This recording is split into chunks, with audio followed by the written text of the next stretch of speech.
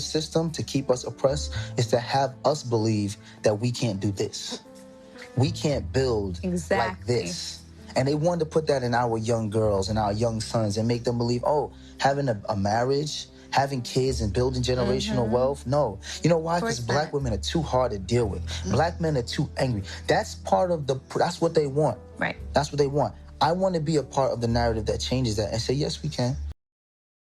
One of the biggest failures in marriage is that we don't know ourselves enough to articulate our needs, our wants, our desires to our partner, but we expect them to fulfill them. Right. Woo. Say it again. Say it again, Melissa. Say it one more time. I think if we did a better job of understanding our sexual needs, our love languages, our intimate needs, our physical needs, and then found the words to articulate that to our spouse, to our partner, to whomever, that gives them the opportunity to actually fulfill them. So I think the biggest, again, kind of pitfall that we find is we're expecting our partner, I'm so unsatisfied, I'm so this, he don't do this, well, have you told him? No. But that don't mean I don't expect it to be done. Right. I think if we did a better job, and I think it's our failure because we're not taught that. Right. It's not often something that we see in our homes, with our mom, with our dad, or whoever we looked up. We didn't see them have those conversations. We weren't taught those. We don't read those books. We don't listen to those podcasts, whatever the case may be, to learn about ourselves. And then we expect, and we're just really out here unhappy and unfulfilled. Yeah. And I think that's where and that's to the point of the love language. Once we understand that, that's really just one facet of who I am. It's not the whole of who I am. So learning your love languages isn't going to solve all the issues in your marriage. It's just one of them. May I ask a question? Why don't we want men to be happy? Why are we trying to piss them off? I keep running into very stupid, foolish dating advice that's like, make him jealous. This will make him angry. This will make him want to strike. No. Y'all like y'all men angry? Y'all like him in the angry flavor? When in this world, in this universe, in this lifetime, in this epoch, in this era, have angry men ever served us? When has a man being pissed off ever made our lives easier? Let me know. I think the people who date men should be striving to make men feel comfortable, wanted, desired, included, treasured, valuable. Why do I feel like that's an unpopular thing to say? People gonna run and be like, she's a pick me. Oh, she just want to get chose. How can I lose if I'm already chose? But seriously, please stop pissing the boys off. Stop trying to make them mad or insecure. My husband is super happy with me because I'm super happy with me. Right. Even when I'm not, I am, because I can step back, take a look, and go, we all right, we good. That moment went all the way left, right, where I'm like so focused on everyone that I wasn't focused on me, which is what's brought me here, right, where I start the year and yes, I want to try out a beauty pageant. I want to teach Zumba. I want to just adding those things to my life because I was so busy focused on what other people wanted, meeting their expectations, working hard to exceed their expectations, but forgetting me in the background and forgetting that I exist and that without my cup, we hear that, right? Without your cup being full, you can't pour into others. And that was definitely I think some of the biggest opportunity I had last year, and I like to look at it that way, as opportunity. I had that biggest opportunity is, what do I like? And what do I want? And what makes me happy? And I really do feel that our kids are just very, very joyful. My husband is super happy with me because I'm super happy with me, right? Even when I'm not, I am, because I can step back, take a look, and go, we all right, we good, we good,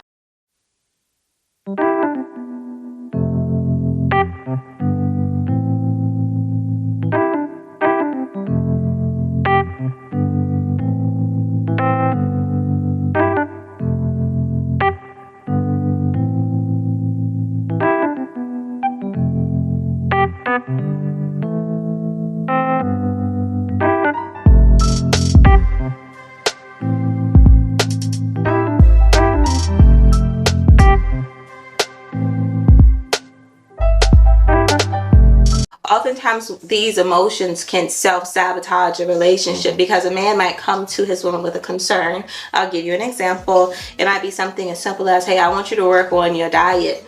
I want you to work on getting in better shape or something.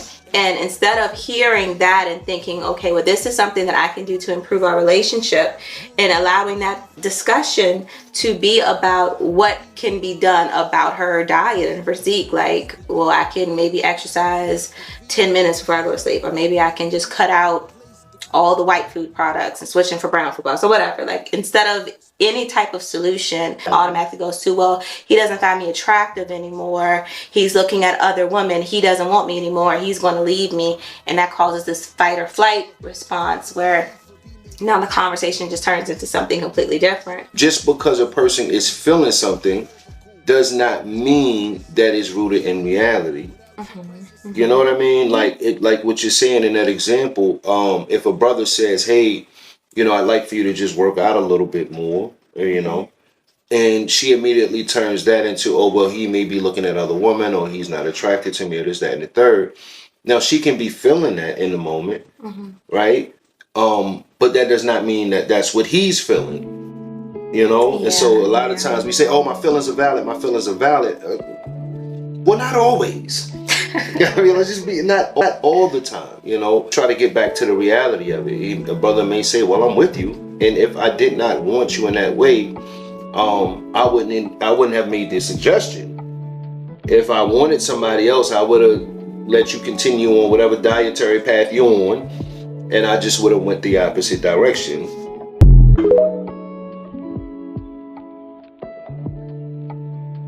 A lot of you ladies will go to hell and back for the wrong man, but even the thought of giving submissive energy to a good man is like cringeworthy to y'all. And the select women who are happily submissive always seem to be ostracized by friends, family, and women looking in from the outside. Secretly, they hate to see a happy, cohesive relationship because they've never been taught it themselves. A lot of y'all can't submit because you're too damn selfish to surrender, period. Y'all will yield to your boss, your pastor, your father, etc., but then put up a damn fight when it comes to yielding to your man. And the ironic part is it takes an extremely strong woman to submit, to put her ego to the side and understand and realize that it's not all about her. If you are the problem, the man that you attracted is the problem. Because you the problem. Energy meets energy. That's why I said you have to match his piece. If you are attracting a man who is a problem, then sis, the problem is you. Because there's women out there in my organization who don't even meet the energy of a man who is not a good man because of who they are. They don't even meet that energy. And if they do, it's like water and oil. It just falls away and boof, it's gone. So women that talk about the men are the problem. No, you're the problem. You're the liar. You're the cheat. You're the person with... Ooh, Dr. Stacy, you ain't have to.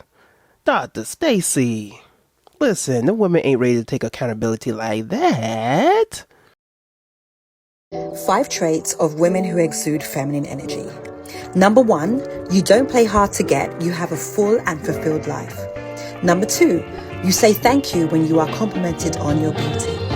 Number 3, you cut off any and everyone who doesn't treat you the way you're accustomed to being treated. No excuses. Number 4, you're clear on your boundaries no matter how attractive he is.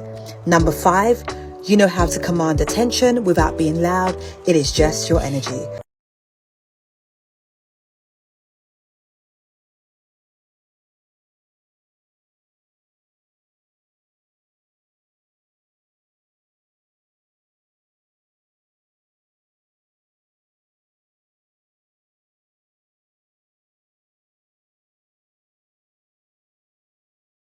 A woman that has her femininity, her spirituality, and her sensuality all flowing at the same time is a force to be working with.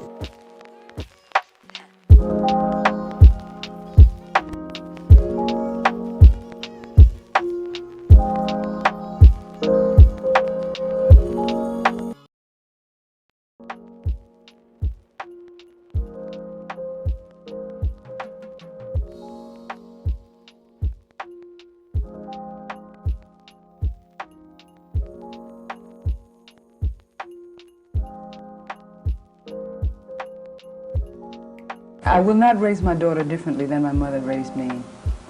The rearing I got from my mother, words cannot express. I could live in any time, I could live in any country, I could live on any planet, and I would be fine. What was the key? What did your mother know? What truth was coming through your mother that's going to come through you to your daughter? My mother gave us aphorisms to learn as children. And the one that there are two that stand out foremost in my mind. One is the inner reality creates the outer form. I learned this when I was in grade school. I was very young. And the other is the universe bears no ill to me. I bear no ill to it.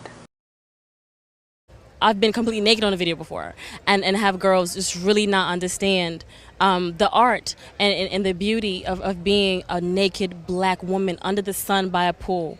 There's a lot of jealousy and a lot of misunderstanding going on about the sexuality, especially of the black woman. I think that and a lot of times it's been made to seem dirty or hoish, or you can't do this, you can't do that. You know what? Insecure women are very competitive with other women. I am not competitive because in my eyes there is no competition. I believe that every woman should feel that way about herself, and then that way we won't have the tits for tats and the oh she's wearing this and the oh why is she wearing that. We wouldn't have that if women were confident and secure and knowledgeable. For a woman like as myself, I use my sexuality 100% all the time, every day of the year. That we're shunned or we're made to feel like we're doing something wrong because we use what we have, basically by the women that don't use it, or that don't know how to use it, or that wish that they could use it. Today's my birthday, by the way. I'm 24 years old today. Tell me happy birthday. Thank you very much. So I've been asked, how can you raise your value as a woman? And there are a number of things you can do. In fact, I talk about 3 common ways women work to raise their value. But I want to share just one simple thing. It's simple, but it's not easy, that every woman can do and something that we need to do. And in the Iconic Womanhood Circle, which is my coaching community, where women gather, where we are connected and we meet every day and kind of talk about how we can live our best life and the different things we can do in every facet of our lives. We are actually working on this from today, right? Yesterday we started talking about it, first day of the year, and today we are kicking it into high gear, and I'm going to share this with you guys on TikTok. So here's the thing that you can do if you want to raise your value. Number 1, a simple thing, not easy, simple. Raise your standards. Raise your standards for what you will accept going forward. Period. Raise your standards in your personal relationships, professional relationships, for vendors, for platonic, whatever it is. Raise your standards. Stop tolerating the intolerable. Stop managing the unmanageable. Stop settling for the bare minimum. Stop settling for low effort. Be willing to say no, right? So that you can say yes to what you really want. But here's the thing I really want to tell you. A lot of women say that they've raised their standards and they're telling everybody what they will and will not accept and how they are this year, this is a new year and I'm not accepting less anymore. But let me tell you something really critical. It doesn't matter what you say if you are accepting less from yourself. Because if you say I'm not accepting less from other people, but really you tell yourself I'm going to do this, like I'm going to get up and go to the gym, and then you don't go do it, or you make a promise to yourself and you break your own promise to yourself, let me tell you, you are negating every other thing in your life. You are negating your word, because if you can't keep your own standards for yourself, then what you are essentially saying energetically and inviting is you're inviting people who won't keep your standards. They won't hold your standards because you yourself aren't holding them. So the first place you have to raise your standards is within yourself. To say, from this moment on, I am going to do X, Y, Z. So for example, I'm going to honor my own word.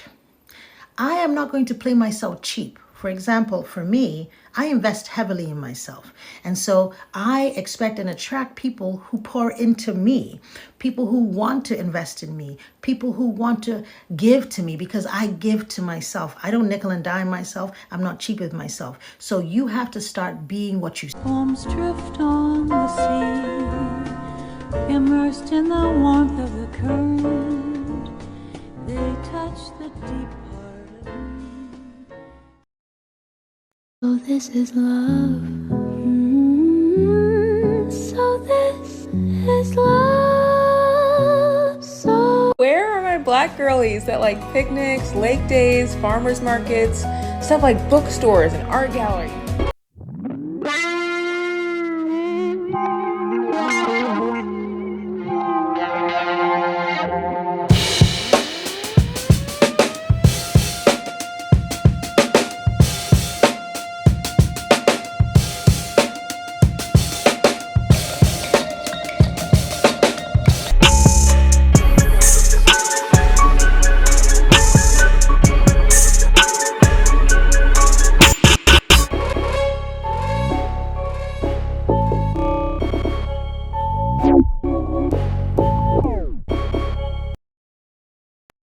So I want to talk to you guys about just like protecting what you love, and this comes from even myself and something I've had to learn, which is to protect my relationship.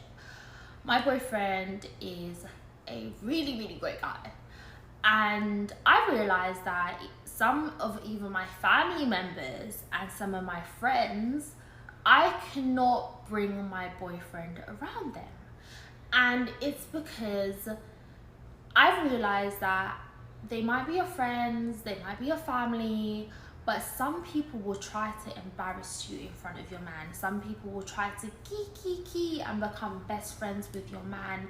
And I've never understood that. I've never understood why you, as my friend or my best friend or a really good friend of mine, you need to be best friends with my man. It's giving me a bit too close for comfort. It's giving me you're going to be sneakily be doing something with my man behind my back. And at this age, we all have to protect what we love. Not everyone in your life has your best interest at heart. Not everyone in your life is happy for you as they say they are. Some people are jealous of you. Some people want what you have and you don't even know it. And you bringing your partner around them and keying with them and allowing your partner to be free with these people, these are the same people that could end up sleeping with your man, could end up backstabbing you and just doing you dirty. So I've just learned that there's certain people that I just wouldn't bring my boyfriend around, just because maybe they're just a bit too friendly, they're a bit too touchy, they're a bit too kiki. They always want to, oh my gosh, we should like meet up all together. No, you don't need to meet up with my man. Maybe when you get a man, we can all meet up as like, you know, a double date. But me, my man and you going out, why are we doing that? That makes no sense to me. Like, my closest friends, I am not keen with her boyfriend. I'm not keen with her man at all. I have no business talking to that man.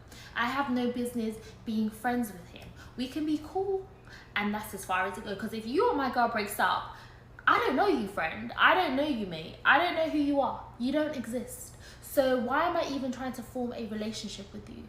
Be careful of people who are trying to get too friendly and too close to your relationship. Watch them very, very closely. And people think I'm being catty by saying this. It's like there were 10 years when I couldn't stand my husband. You know? do say that. You say 10 years. And guess when it happened? When those kids were little, right? Yes. Right? Because, you know, you can be all great individually when you're just married. You got your life, he's got his, you come together. It's all, ooh, good to see you, bye, take it easy. And then you have kids. Not take it easy. Take it easy, you're traveling, that's great, good. I get to hang out and watch the TV I want to watch. Right. But the minute we had kids, it was like, where are you going? And how far? And you start measuring, it's like, how many diapers did you change? And, oh, you're golfing? Oh, you got time? Oh, you got time to golf? How you at the gym all the time? Why you in my brain right now? I'm like, that's when all the measuring starts, because you got this project. Yes. And guess what? Little kids, they're terrorists. They are. They have demands. They don't talk. Right. They're poor communicators. Yes. They cry all the time. They're irrational. They're selfish. They're needy. And you love them more than anything. Oh. And so you can't can't blame them. No. Right? Because look, they're cute and he's so cute. And look at him throwing his plate. That's so cute. So you turn that ire on each other. Yes. You know, and for 10 years while we're trying to build our careers and, you know, worrying about school and who's doing what and what, you know, I was like, oh, this isn't even. No. And guess what? Marriage isn't 50-50. Ever. There are times I'm 70, he's 30. There are times he's 60, 40. But guess what? 10 years, we've been married 30. Wow. I would take 10 bad years over 30. It's just how you look at it, right? And people give up for the 5 years. I can't take it. How it was do you bad. know? What is the, because sometimes You gotta know your person. Do you like him? I mean, you could be mad at him, but do you still look at him and go, I'm not happy with you, but I respect you. I don't agree with you. Yes. But you're still a kind, smart person. Yes. The feelings are gonna change over time, right? Yes. You're not gonna always be, so the minute that goes, people wanna give up on it. It's true. But now you're in the work. You're in the work of it, and that's why I wanna talk about the work of it, the work of any relationship, the work of friendship. I got us, no matter what. Because I mean, God prepared me for you. So I didn't have to worry about vows. I didn't have to worry about writing this. Because I know it. This is true. This is 10 years. So we ain't faking or funking. You know, none of that.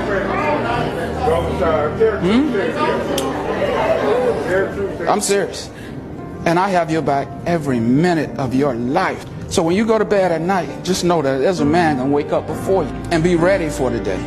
So if you have a bad day, I got you. Because I don't allow myself to have bad days when you have bad days. I will not accept it because I'm a man. And what you should go to bed knowing every night is you got a man that loves you to death. And you ain't got nothing to worry about. Nothing. And I guarantee you that for the rest of our life. That's it.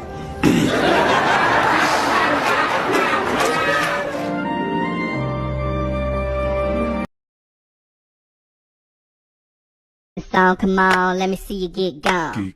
Baby mamas, this your song. Been pregnant for way too long. Now tell the DJ, turn it off. Turn it off. If she a baby mama, Go ahead. she gon' do that baby mama. Work. She gon' put it on you. She gon' do that baby mama. Drop, Drop drop, it down, drop, drop it down, down low. drop, drop, Drop it down, drop it down, down low. drop, drop, Drop it drop, down, drop it down, down low. Do the baby mama when I step out on the floor. 1 month.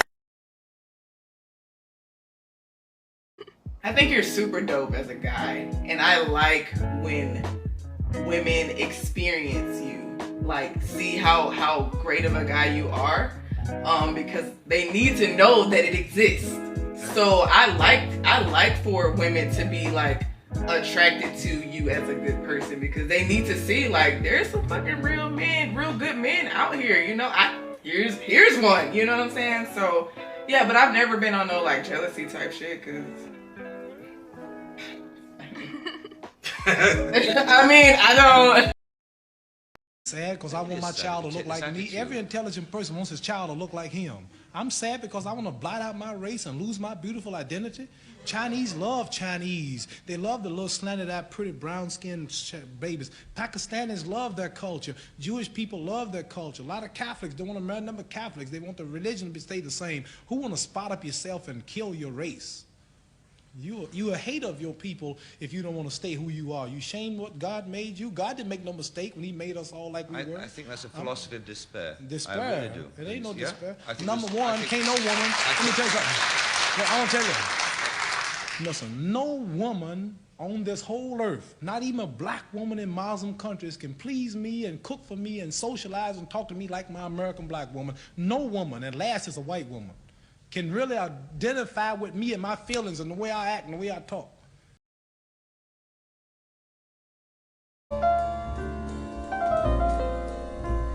The waves brought me a song in the night that spoke in the softening light, words of a lonely one.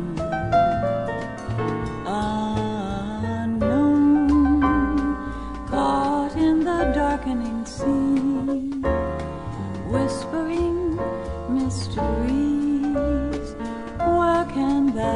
it be.